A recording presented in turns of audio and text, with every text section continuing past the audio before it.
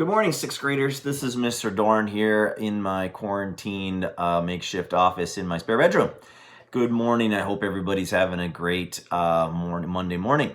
So here we go. I would just like to say that I miss all you guys, and I wish we could be in the classroom doing what we're supposed to be doing, but we're not. So we're out here. So this is what I expect for the remainder of the Pent. So for solution to a world issue, we just finished research ideas. So now the next steps are develop plan, build model, test model, reflect on improvements.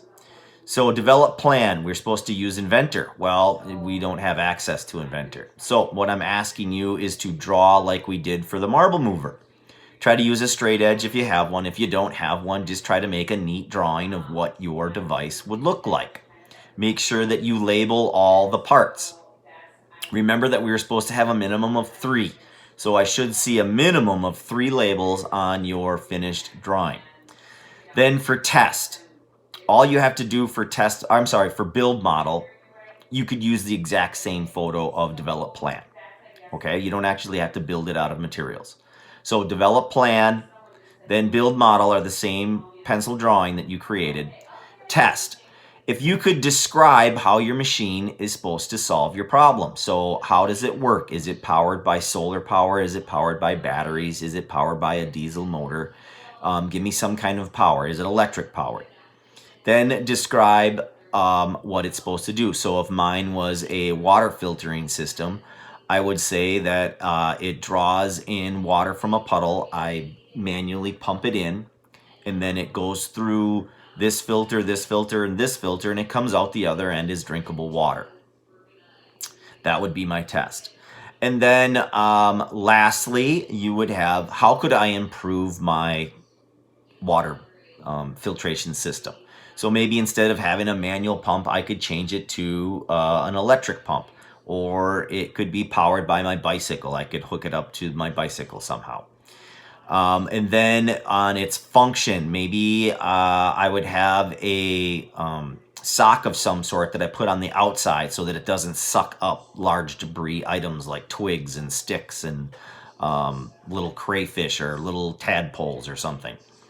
And then lastly, so function and then fabrication. How could I build it a little bit better? Fabrication and design, remember, are pretty close to one another.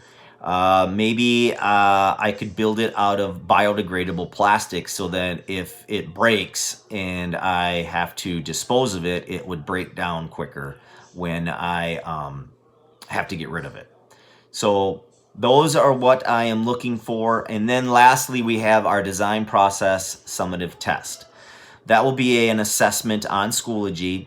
Again, it's the exact same one we took at the beginning of the Pent. That will be your last thing. I will make that active not this week, but next week. So please study the 8 steps of the design process so that you know the order that they're in. And then remember that you have to be able to describe what happens in that step. So you're going to have the steps in order, and then the second part of the test is going to be putting the definitions with the steps. So again, I hope this message finds you all well. Have a great day.